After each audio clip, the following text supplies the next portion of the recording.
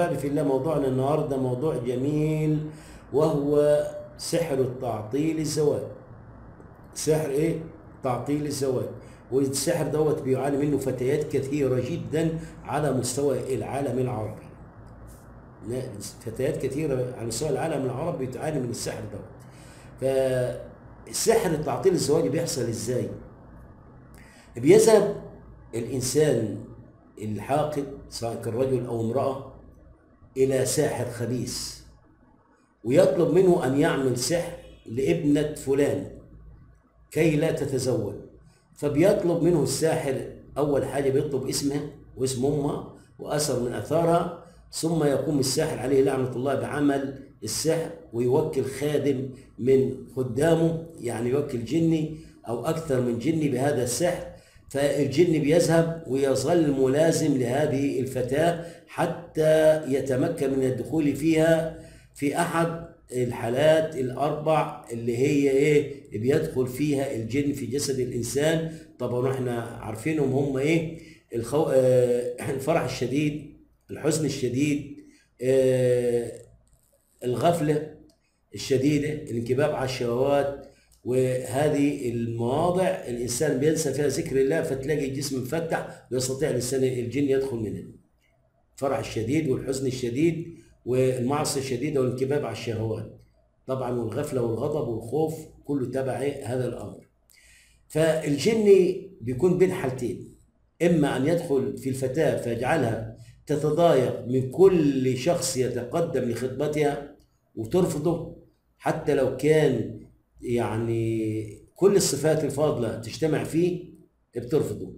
وإما أن لا يستطيع أن يدخل الجن في جسد الفتاة لأنها محافظة على الصلاة ومحافظة على أورادها، ما بيقدرش يدخل في جسدها، فيعمل لها إيه؟ يعمل لها سحر التخيل من الخارج. سحر التخيل من الخارج، فيخيل إلى الرجل اللي هو جاي يعني أو الخطيب، يخيل للرجل الذي يأتي لخطبة الفتاة أن هذه الفتاة قبيحة، ويوسوس للشخص بهذا الأمر، ويصنع بالمرأة كذلك أيضا. يقول يعني يوسوس ليها ويخيلها أن الشخص ده شخص قبيح، شخص وحش، شخص كذا، شكله مش حلو وطريقته مش حلوة. المهم يوقع بين الاثنين بالعداء ويخليهم يكرهوا بعض وما يتمش الارتباط. فتلاقي كل رجل يتقدم لخطبة الفتاة تلاقيه هو اللي بيرفض.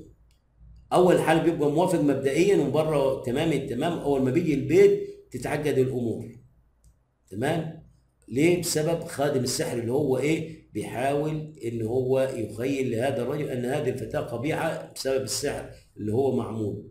وفي حالات السحر الشديد تلاقي الرجل اللي هو بيتقدم لخطبة الفتاة أول ما يدخل البيت يشعر بضيق يشعر بضيق شديد، وتسود الحياة في وجهه كأنه في سجن. فأول ما بيطلع ما بيرجعش تاني أبدا. وطبعا الجن هو بيكون سبب رئيسي في هذا الأمر. بسبب إيه؟ بسبب السحر اللي هو سحر تعطيل الزواج. طب في أعراض تاني. أعراض السحر ده هو تلاقي الفتاة في صداع ما بين الحين والآخر ما ينتهيش حتى مع أخذ الأدوية. تلاقي الفتاة يعني دايما وأبدا في صداع بيجيها، تاخد العلاج الأدوية الطبية وبرضه ما زال الصداع موجود. أيضا تلاقي في ضيق في صدرها، ضيق في الصدر، وخاصة من بعد العصر ويستمر لمنتصف الليل. الضيق يبدأ من بعد العصر ويستمر لمنتصف الليل. وايضا من الاعراض انها بتشوف الشخص اللي جاي يتقدم ليها في منظر قبيح، منظر مش حلو. العرض الرابع كثرة التفكير، لانها بتفكر كتير، الذهن شارد بتاعها، الشرود الذهني. ايضا من الاعراض القلق، والقلق الكثير اثناء النوم. القلق الكثير اثناء النوم، ما بتنامش على طول وتاخد وقت هي بتفكر وقلقانه متوتره، فالقلق اثناء النوم. واحيانا بيكون هناك الم دائم. الم دائم فين؟ في المعده. يكون في الم دائم في المعده، والم في فقرات الظهر، الم في الظهر في الفقرات السفليه. تمام؟ دي الاعراض. تمام؟ طيب الفتاه سواء كانت فتاة عزباء أو مطلقة أو أرملة في سن الزواج، حدث معها هذه الأمور، شافت إن هي بتعاني من ألم في ظهرها من تحت، صداع بجانب بعد العصر، ألم في المعدة، حب الوحدة، الانطواء، الشرود الذهني، طبعا رؤية الحيوانات في المنام، المطاردات، الأعراض اللي هي بتاعت السحر. أول ما تشوف الحاجات دي عليها إن هي تبادر بإيه؟ تبادر بالعلاج، لأن هذا الأمر لو استمر قد ينتقل هذا الجني اللي هو مكلف بسحر تعطيل الزواج، ينتقل لجني عاشق. كلام أكيد. إن كان السحر بيطول مع الفتاة بينتقل الجن من جن موكل بسحر لجن عاشق بيعشق الفتاة، وهنا تكون المصيبة كبرت أكبر وأكبر، لأن في الحالة دي بيستحوذ عليها ومش عايز أي حد ياخدها منه، ويفعل شتى الطرق من أجل الاحتفاظ بهذه الفتاة أو هذه المرأة. فعند ذلك الفتاة أو المرأة عليها أن تنتبه جيدا إن هي لابد من العلاج. أغلب اللي بيصابوا بالسحر خلي بالكم بيكونوا مقصرين في الصلاة، فإحنا مش عايزين التقصير في الصلاة، لأن العلاج سبب أساسي في الشفاء المحافظة على الصلاة في أوقاتها.